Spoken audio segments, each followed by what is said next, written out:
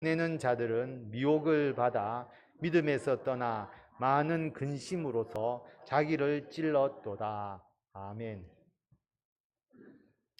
자족하는 마음과 경건이라는 주제로 오늘 하나님의 말씀을 같이 나누도록 하겠습니다. 오늘 말씀을 보면 누구든지 다른 교훈을 하고 바른 말을 따라야 되는데 그 바른 말이 뭐냐라고 이야기를 하면 우리 주 예수 그리스도의 말씀이다. 당연하지 않습니까? 예수님의 말씀이 바른 말이죠. 올바른 교훈이죠. 근데 그 중에 하나를 더 이야기하는 게 뭐냐 하면 경건에 관한 교훈이다라고 그렇게 말합니다. 예수님의 말씀과 경건에 관한 교훈을 따라야 한다. 경건에 대한 이야기가 나오게 되죠. 경건이 뭘까? 경건이라는 것은 우리 유교에서 많이 쓰잖아요. 그래서 양반은 뛰어서도 안 되고 음식도 소리 내어 먹어서는 안 되고 뭐 이런 어떤 말투라든지 또는 행동이나 옷차림을 보고 우리는 저 사람이 경건한 옷차림, 경건한 행동, 경건한 말투 뭐 이런 식으로 이야기를 하지 않습니까? 그런데 예수님께서 말씀하시는 경건은 이것과는 완전히 다르다고 할 수가 있습니다. 어떤 경건일까? 우리 한번 생각해 보시고요. 그런데 이 경건에 관한 교훈이 없으면 어떤 일이 일어나느냐? 사람이 교만해진다는 거죠. 그리고 변론과 말다툼이 있게 됩니다. 투기하게 되고 분쟁이 일어나게 되고 비방을 하게 되고 악한 생각을 하게 되고 마음이 부패하게 되고 진리를 잃어버려서 경건을 자기 이익의 도구로 생각하는 사람들의 다툼이 일어나게 된다. 여러분, 경건한 옷차림이나 말투나 어떤 경건하게 보이는 행동을 가지고 이런 문제가 일어나는 게 아니잖아요. 그렇기 때문에 하나님께서, 예수님께서 말씀하시는 경건이라는 것은 우리가 유교적 의미에서 이야기하는 경건과는 완전히 다르다라고 하는 겁니다. 도대체 뭐길래 경건이 이러한 행동을 하지 못하도록 하고 하나님 앞에서 올바른 삶으로 인도해 줄 수 있느냐라고 생각을 해보면 경건에 대한 말씀이 몇 구절이 있습니다. 여러 가지가 있지만 미가서 7장 2절에 보면 경건한 자가 세상에서 끊어졌다. 그러면 경건하지 않는 자가 있는 거니까 경건하지 않는 자가 행하는 모습을 보면 그 반대로 보면 경건한 자가 어떻게 살아가는지를 알 수가 있잖아요. 자, 무리가 다 피를 흘리려고 매복한다. 매복해 있다가 사람의 피를 흘리려고 하는 거죠. 뭐냐 하면 약탈하는 거잖아요.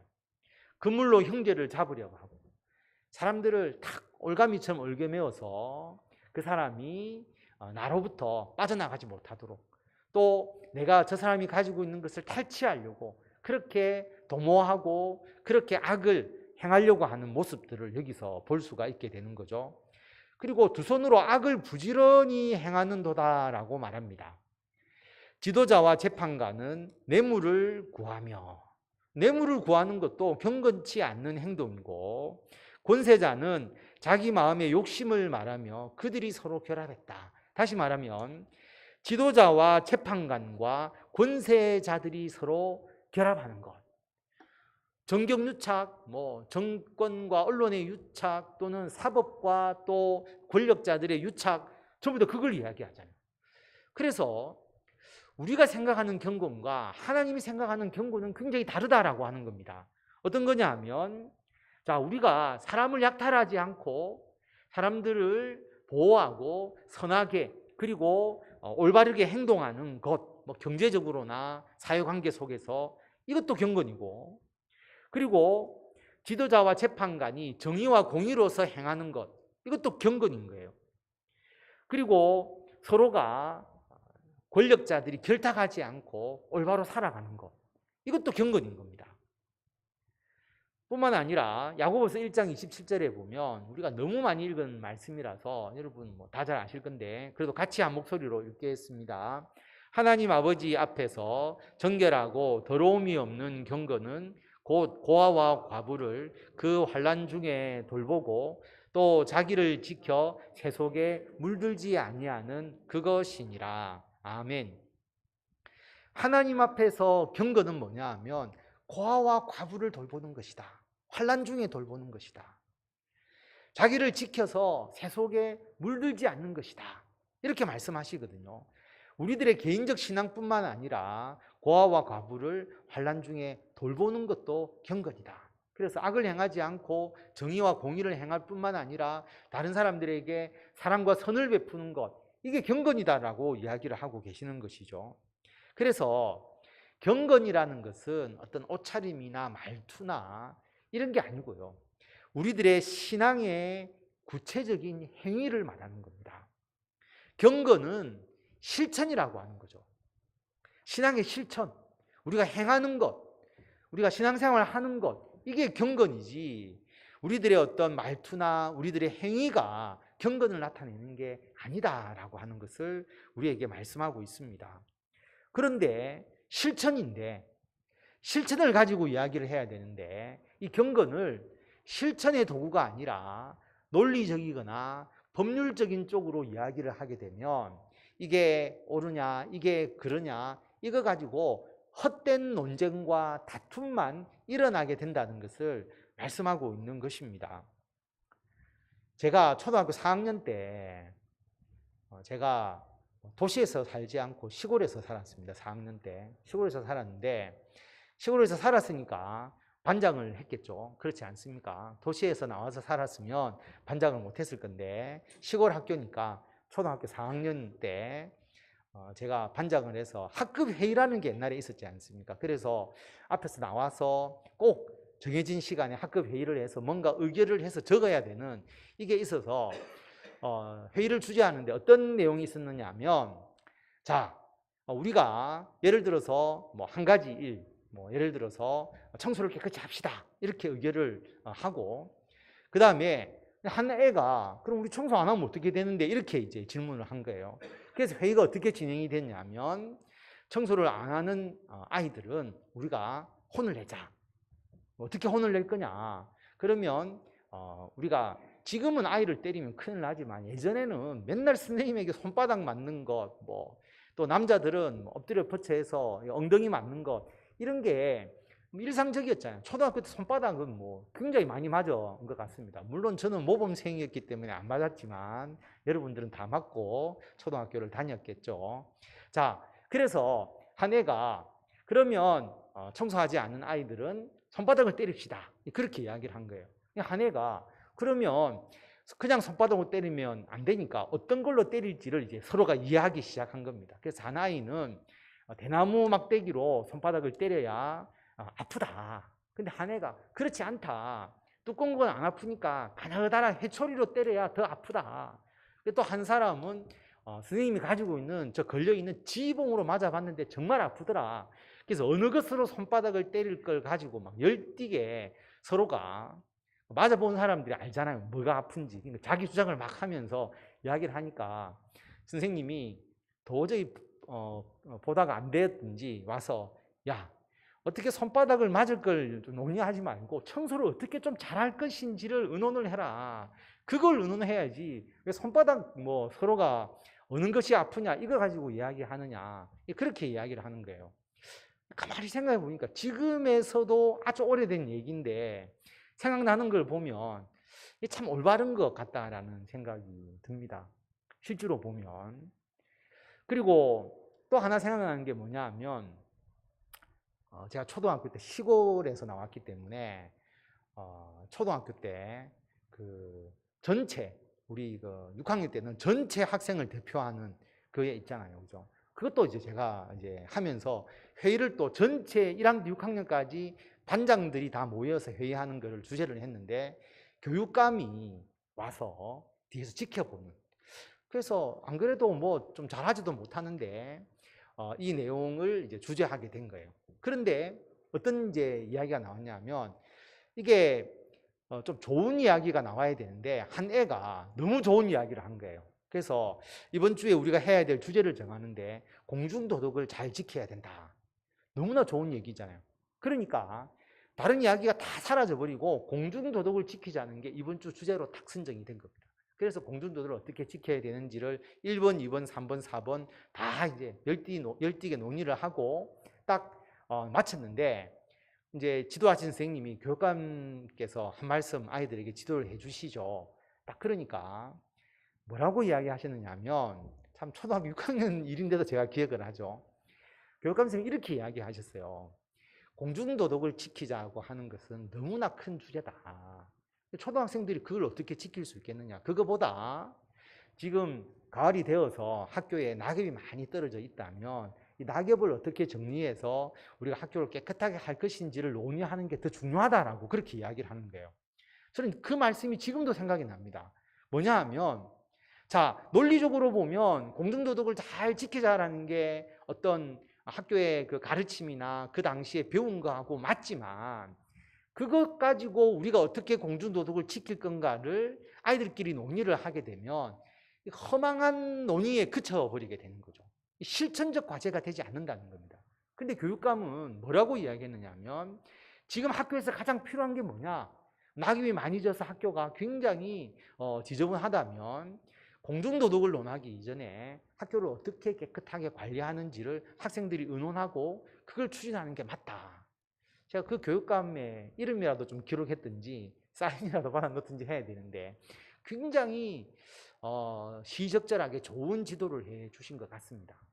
그래서 우리가 하나님 앞에 경건하게 살아야 된다는 말을 많이 하는데, 경건이 뭡니까? 라고 이야기를 하면 어떤 분은 경건은 이런 겁니다, 저런 겁니다, 서로의 이야기를 하겠죠. 그런데 그렇게 우리가 만약에 회의를 하게 된다면 거의 경건에 대한 율법적 가르침을 나열하는 그런 형태로 경건의 이야기가 나열될 겁니다. 그런데 예수님이 이야기하는 경건은 그런 거 아니거든요. 그렇게 되면 말싸움밖에 되지 않는다라고 하는 겁니다. 뭐냐 하면 실천이다. 우리가 어떻게 하나님의 말씀을 올바로 실천할 것인가, 그것을 논의하고 내가 그것을 실천할 수 있는지 없는지를 그것을 서로가 마음에 새기고 묵상하고 그리고 자기의 삶에 반영해 나가는 것이, 그것이 실천이다라고 하는 것을, 경건이다라고 하는 것을 우리에게 말씀하고 있습니다. 그래서 3절에 보면 우리 주 예수 그리스도의 말씀과 경건에 대한 교훈을 따라야 된다라고 말합니다. 이걸 따르게 되면 실천이니까 내가 실천하는 건데, 다른 사람을 위해서. 그래서 교만할 수가 없잖아요. 하나님 앞에서 경건하기 위해서 내가 행하는 행동인데 내가 남들보다 더 경건하다고 말할 수도 없을 뿐만 아니라 이 문제를 가지고 변론과 언쟁을 좋아하지 않습니다. 그리고 투기와 분쟁과 비방과 악한 생각이 나지 않는 것이죠. 마음이 부패해지지도 않고 경건을 이익의 방도로 생각하면서 다툼이 일어나지도 않습니다. 그렇지 않습니까? 여러분, 가정에서 일어나는 일들, 또 직장에서 일어나는 거, 교회에서 일어나는 일들을 한번 보십시오. 어떤 사건이 발생해서 이 사건을 어떻게 처리하면 되는지를 논의한다고 한번 생각해요. 가장 쉽게 예를 들어서 우리 교회 빨간 이 카펫이 있는데 여기에 뭔가 이제 흰 것이 떨어지면 눈에 잘 보이잖아요. 이것을 어떻게 없앨까? 어떤 사람은 빗자루로 쓸어야 된다. 어떤 사람은 청소기로 돌려야 된다. 근데 일반 청소기가 잘 안 돌아간다. 좀 고강력 청소기로 돌려야 된다. 그럼 어느 정도가 고강력이냐? 이 정도 와트짜리를 대용으로 써야지, 안 그러면 안 된다. 많이 논의를 하게 되면 이 청소 문제를 어떻게 할 건지에 대해서 토론이 일어나게 되고 다툼이 일어나게 되고 이런 문제가 되는데, 뭐냐 하면 눈에 보이는 대로 죽는 거죠. 그렇지 않습니까? 내가 죽고 내가 탔고 내가 하면 되는 거죠. 그게 바로 경건은 실천이다. 다툼이 아니라 내가 행하는 것이다 라고 하는 것을 분명하게 우리에게 말씀하고 있습니다. 여러분, 이렇게 우리가 하나님의 말씀에 따라 살아간다면 우리들의 가정에서, 여러분들이 살아가는 직장에서, 교회에서 다툼이 있을 수도 없고요. 그리고 예수 그리스도의 말씀과 이 경건에 대한 교훈으로서 좋은 열매를 풍성하게 맺어갈 수 있다. 그래서 무엇이 경건이냐라고 따지지 말고 내가 경건은 실천하는 것이다 하는 것을 먼저 기억하시기를 바랍니다. 그런데 중요한 하나의 또 단어가 나오죠. 그러나 자족하는 마음이 있을 때 경건이 큰 이익이 된다. 이런 실천의 경건 플러스 뭐가 필요하냐면 자족하는 마음. 이 자족하는 마음이 뭘까? 내가 스스로 만족하는 거잖아요. 이게 철학 같은 데서 보면 금욕주의, 자기 욕망을 줄이는 거, 욕망을 버려라, 현재 상태에 만족해라, 이런 식으로 가르치잖아요. 그래서 우리가 잘 아는 말이죠. 황금 보기를 돌같이 하라. 황금이 딱 있는데 돌이다 생각하면서 그렇게 살아라고 하는 거죠. 물고기를 잡아서 집에 가져가고 싶은데 물고기를 잡으면 다시 놓아주거나 아니면 빈 낚싯줄만 걸어서 그냥 하염없이 강에 앉아 있는 게 그게 바로 자족하는 삶 아니냐, 이렇게 세상에서는 이야기를 합니다. 또 어떤 사람은 자족하는 마음으로 산속에 들어가가지고 움막을 짓고 거기서 살아가니까 저 자족하는 마음으로 살아가는 사람들 막 그렇게 이야기를 하잖아요. 불교나 유교나 도교나 이런 데서는 그걸 자족이라고 이야기하지만 하나님께서 말씀하시는 자족은 이런 자족이 아닙니다. 하나님께서 말씀하시는 자족은 피조물로서 나의 한계를 인식하는 거죠. 피조물로서 나는 한계를 가진 존재라는 것을 인정하는 겁니다. 내 한계를 인정하는 거죠. 그리고 하나님께서 주시는 은총에 만족하면서 내 한계 안에서 주님의 일을 열심히 하는 게 그게 자족하는 삶입니다. 여러분, 산속에서 자족하며 산다라고 한번 생각해 보십시오. 산속에서 여러분 뭘 할 수 있겠어요? 혼자 살면서 내가 밥 먹고 잠자고 또 여러 가지 뭐 좀 심고 혼자서 산속에서 조용하게 사는 게 자족하는 삶이라고 할 수 없는 게 사실은 아무것도 안 하는 거잖아요. 자신을 위해서만 살아가는 거잖아요. 그것은 자족하는 삶이 아닙니다. 자족하는 삶은 하나님의 나라의 일을 하는 거죠. 가정이나 직장이나 교회에서 기도하고 말씀 보고 예배 드리면서 전도하고 봉사하고 우리가 해야 될 많은 일을 행하는 것, 이게 자족하는 삶입니다. 하나님의 나라와 하나님의 일을 구하는 것. 그래서 우리는 자족한다라고 해서 모든 걸 다 버리는 게 아니고요.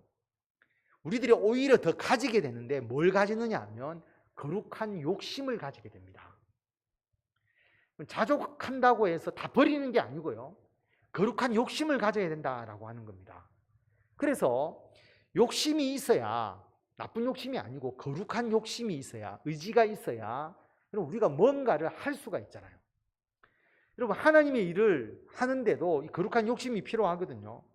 예배를 드리는 것도 욕심이 필요합니다. 내가 예배를 열심히 드려서 주일 예배뿐만 아니라 새벽 기도도 나오고 수요 예배도 나오고 금요 기도회도 나오고 그렇게 해서 내가 하나님과 좀 더 깊은 그런 관계를 가져서 내가 주님께서 주신 능력으로 주의 일을 하겠다라고 하는 자신의 거룩한 욕심. 제가 예전에 주일날 제가 처음 이제 전도사가 되어서 직장 생활을 하다가 전도사가 되어서 주일날 휴가를 받았습니다.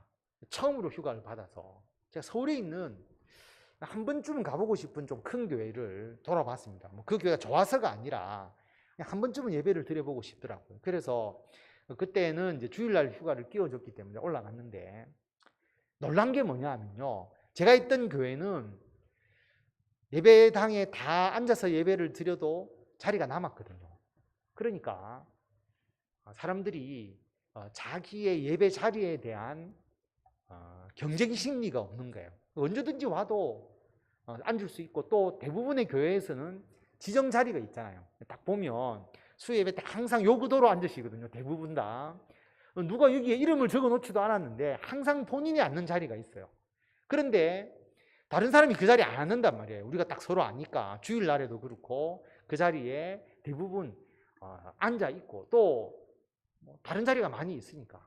근데 제가 느낀 건 뭐냐 하면 1부, 2부, 3부, 4부 예배를 드리는데 서로가 일찍 와서 1부 예배가 끝나기 전에 2부 드리는 사람들이 줄지어 앉아 있습니다. 줄지어 서 있는 거죠. 왜냐하면 늦게 가면 그 본당에서 예배를 못 드리니까 자기가 원하는 자리뿐만 아니고요. 본당을 차지하기 위해서 아니면 교육관으로 밀리든지 영상 예배로 밀리든지 하니까 제가 예배 드리고 나가는데 막 줄이 쫙 서 있더라고요. 정말 그 예배에 대한 열정 대단한 거죠, 실제로 보면. 그래서 여러분, 그런 거룩한 욕심이 있으니까 예배에 대해서 더 간절한 소망을 가지고 있지 않겠습니까? 저는 참 그런 부분이 있고요. 저희들은 여름성경학교 교사 하십시오라고 하면 서로가 뭐 안 하려고 하고, 또 뭔가 주님의 일 하십시오라고 하면 안 하려고, 뭐 또 빼려고 하고, 그런 경우가 많잖아요. 근데 여러분, 큰 교회는 나는 교사하고 싶은데 교사할 사람들이 쫙 있으니까 하고 싶어도 못 하잖아요. 찬양대를 하고 싶은데 11시 예배 찬양대는 뭐 쟁쟁한 사람들이 있으니까, 그러면 나는 새벽 일부 예배 때 찬양대라도 하겠다. 제가 예전에도 한번 말씀드렸죠. 큰 교회에 그 일부 찬양대 하시는 분들은 새벽 4시인가 그때 가가지고 예배 드리고, 자기들 예배 드리고 또 찬양 연습하고, 그래서 이제 또 하는, 야, 어떻게 새벽에 그래 가서 찬양대 연습하고 또 찬양대 서고, 그런 게 있잖아요. 그 찬양대에 대한 그 간절한 소망, 이런 게 있기 때문에 그게 가능하지 않겠어요? 우리는 새벽에 찬양한다고 하면 아마 다 그만둬 버리시겠죠. 그렇지 않겠습니까? 그런데 그런 열정이 있더라라고 하는 거죠. 자족이라고 하는 것은 내가 아무것도 안 하고 있는 게 아니라 하나님께서 우리들에게 주신 한계 속에서 내가 할 수 있는 한 그 일에 대한 간절한 선한 욕망을 가지는 것이 자족함에 포함이 되어 있습니다. 그래서 좀 쉽게 비유로 든다면, 자동차의 비유를 들면 자동차가 멈춰 있는 자동차가 되면 안 되는 겁니다. 세상에서는 이 자동차를 보고 야, 황금을 돌같이 여겨라, 이 자동차를 그냥 장식품처럼 여겨라, 그렇게 이야기하는 거죠. 자동차는 매연이 나오니까 타지 말고 환경보호를 위해서 그냥 놔둬라, 운동을 해야 되니까 자동차 타지 말고 그냥 걸어가라, 이게 이제 자족의 삶을 이야기합니다. 근데 우리는 그렇게 생각하지 않는 거죠. 자동차를 타고 자동차를 통해서 해야 될 일을 하라라고 하는 것, 이게 우리들의 자족입니다. 이 자동차 이거 움직이지도 않을 건데 뭐 나는 안 타고 말래, 이게 아니라 자동차를 움직여서 우리들이 해야 될 일들을 행하는 것, 물건도 실어 나르고 사람도 실어 나르고 다양한 일을 하는 것, 이게 우리들의 자족이다라고 하는 거죠. 그런데 분명한 것은 뭐냐 하면 자동차가 가진 한계, 다시 말하면 자동차의 종류에 따라서 소형 자동차가 있고 대형 자동차가 있고 트럭이 있고 그 다음에 화물선이 있고 비행기가 있고 다 다르잖아요. 여러분, 자족이라고 하는 것은 내 차가, 내가 차라고 비유하면 나의 차, 내가 어떤 종류의 차의 용량을 가지고 있느냐, 이게 인정하는 게 굉장히 중요하다라고 하는 겁니다. 내가 승용차인데 트럭과 같이 짐을 많이 싣고 가겠다라고 하면 자족하지 않는 것이죠. 그렇지 않습니까? 내가 컨테이너 트럭과 같은 존재인데 내가 소형 자동차처럼 그냥 편하게 자가용처럼 내가 운전해서 가겠다, 이것도 안 되는 거예요.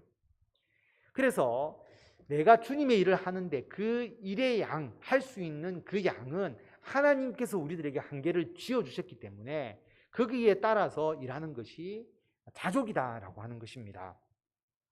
제가 예전에 제가 설교 시간에 찬양을 잘 안 하잖아요. 근데 설교를 준비하다가 찬양하고 싶을 때가 있거든요. 송명희 시인의 그걸 하면서 나 가진 재물 없으나, 그 찬양이 너무 하고 싶더라고요. 그래서 제가 그 찬양을 불렀는데 부르고 난 뒤에 어마어마한 파장이 왔죠. 잘 불렀다는 게 아니라 어떻게 그래 못 부르면서 그 담대하게 과감하게 찬양을 할 수 있느냐. 사실 그때 제가 악보를 보고 불렀어야 되는데 가사만 놓고 불렀어요. 왜 그러냐면 찬양을 잘 부르는 사람은 사람들이 뭐를 듣느냐 하면 멜로디를 듣거든요. 그래서 사실은 가사 전달이 잘 안 돼도 노래를 잘 부르는 사람은 음만 들어도 기분이 좋잖아요, 사실은. 그런데 사실 그게 좋은 찬양이 아니죠. 왜냐하면 우리는 그 멜로디도 중요하지만 가사가 중요하잖아요, 가사가. 저는 좋은 찬양을 하기 위해서 멜로디를 무시하면서 가사에 중점을 두면서 올바른 찬양을 했는데 그 깊은 뜻을 알지 못하고 몇 분들이 음정이 불안하다, 그 다음에 안 맞다 이러면서 굉장히 그런 얘기를 하시더라고요. 근데 얼마 전에 제가 돈으로도 못 가요 찬양을 딱 불렀잖아요. 딱 부르고 집에 가니까 우리 예은이가 아빠 왜 그래 찬양을 잘해? 아빠 이번에 찬양을 잘하던데? 제가 기분이 좀 좋았어요. 예은이가 그래 아빠는 동료만 불러야 돼 그렇게 이야기를 하는 거거든요. 아빠는 동료만 불러 이렇게 이야기하더라고요. 동료 수준이다 이 말이죠. 자, 저는 제가 가지고 있는 찬양의 한계가 그건데 우리 정한호 목사님은 새벽에도 그 고음 있잖아요. 고음을 그냥 다 부르시거든요. 그러니까 제가 뒤에 앉아 있으면 정한호 목사님은 고음을 다 부르고 나머지는 전부 고음 불가 저음으로 뭐 유복희 권사님 제 뭐 이렇게 막 그래서 뒤에서 들으면 굉장히 화음이 아주 오묘한 화음이 막 나거든요. 그게 뭐냐 하면 근데 이게 잘 어우러지더라고요. 왜냐하면 다 자기의 한계가 있으니까. 찬양에 대해서는 저의 한계가 있으니까 더 이상 할 수가 없는 거죠. 다시 말하면 여러분 우리가 하나님의 일을 행하는데 가정에서도 마찬가지고 자동차의 용량을 생각하시면 됩니다. 이게 여러분 나쁜 게 아니라 그 자동차의 용량 안에서 행하는 것 이게 자족이다. 자족은 가만히 있는 게 아니라 부지런히 자동차를 운행하는 건데 자족이라는 것은 그 용량 안에서 우리가 행하는 것이다. 그러면 여러분 투기도 없고 분쟁도 없고 아무런 문제가 없게 된다라고 하는 것을 분명하게 이야기를 하고 있습니다.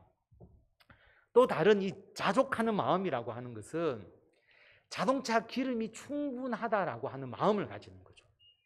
뭐냐 하면 이런 고속도로를 운행하다 보면 그 자동차에 불이 들어오잖아요.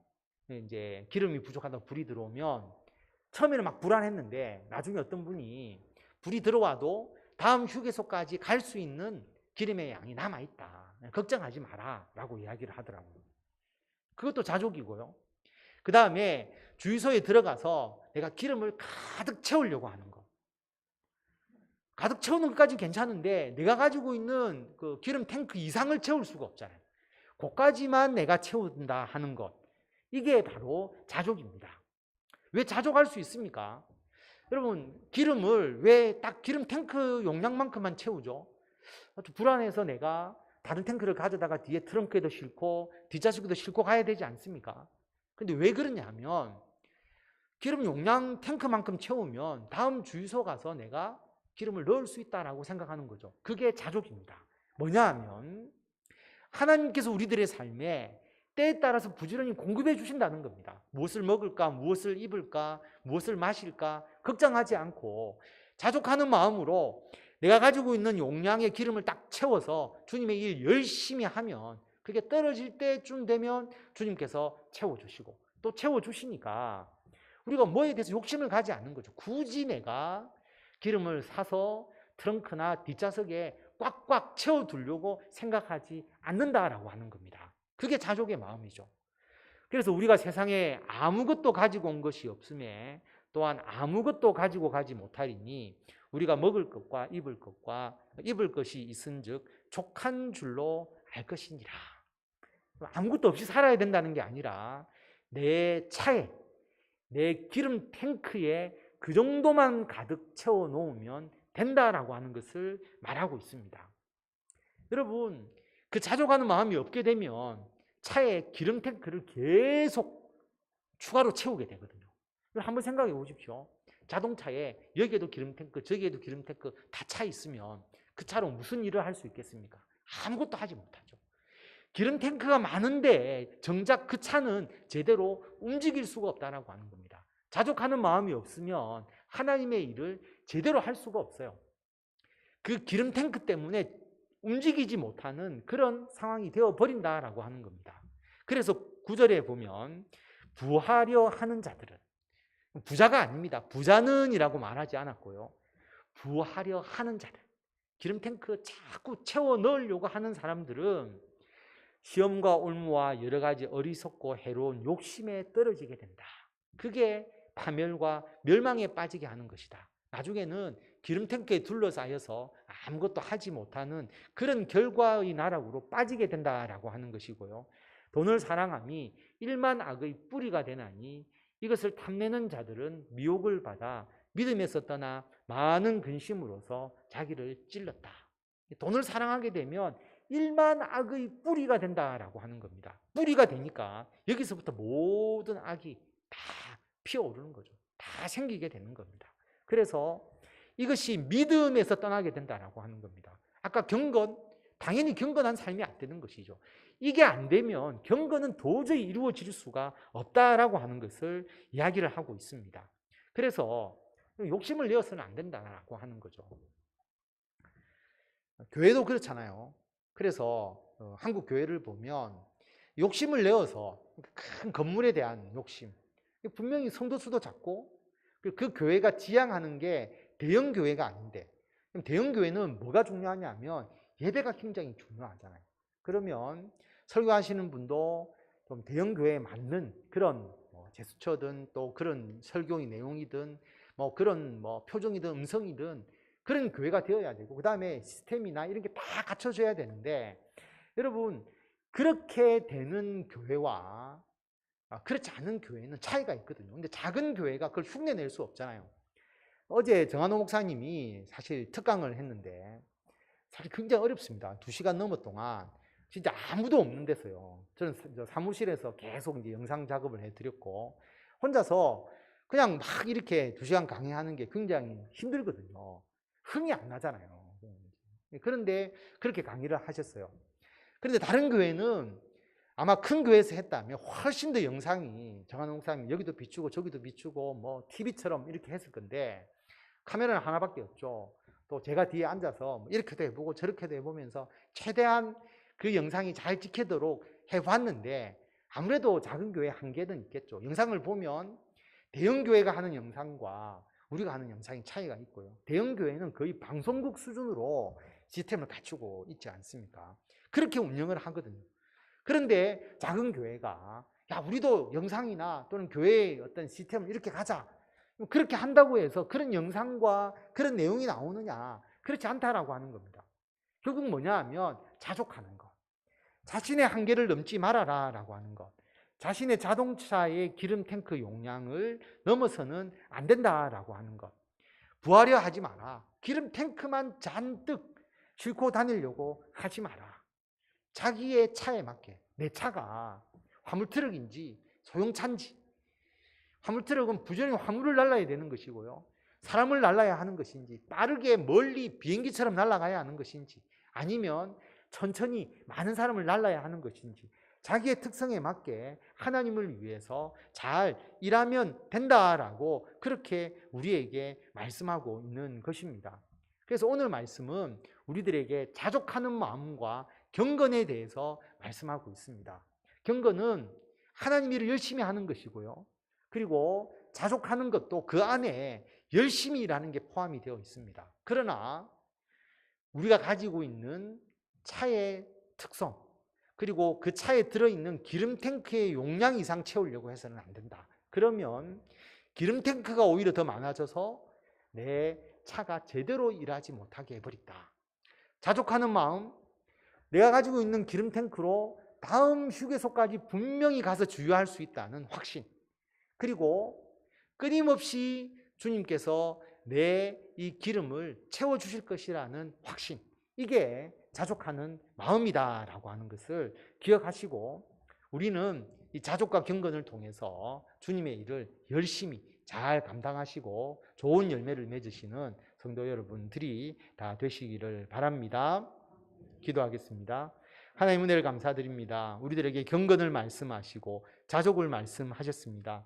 아버지 하나님, 우리가 주님께서 어떻게 쓰시는지에 따라서 우리들이 금그릇처럼, 또는 우리들이 큰 그릇처럼, 어떤 경우에는 작고 예쁜 그릇처럼 모두가 쓰이는 방향이 다르고 방법이 다릅니다. 하나님, 그 일을 열심히 행하고 하나님을 위해서 온전히 사용하는 우리들이 되게 하여 주시고, 그러나 과도한 욕심으로 서로가 다투거나 그 일을 그르치기보다는 작은 일을 나로부터 먼저 시작하고 내가 먼저 실천하고 모범을 보이게 하는 그런 삶이 되게 하여 주시고, 주님께서 우리들에게 끊임없이 능력을 공급하여 주시고 필요한 것을 공급하여 주셔서 그것을 통해서 주님의 일을 행할 수 있도록 아버지께서 역사해 주심을 믿고 귀한 주님의 사역을 감당하는 우리들이 되게 하여 주시기를 간절히 빌고 원하오며 우리 주 예수 그리스도의 이름으로 기도드립니다. 아멘.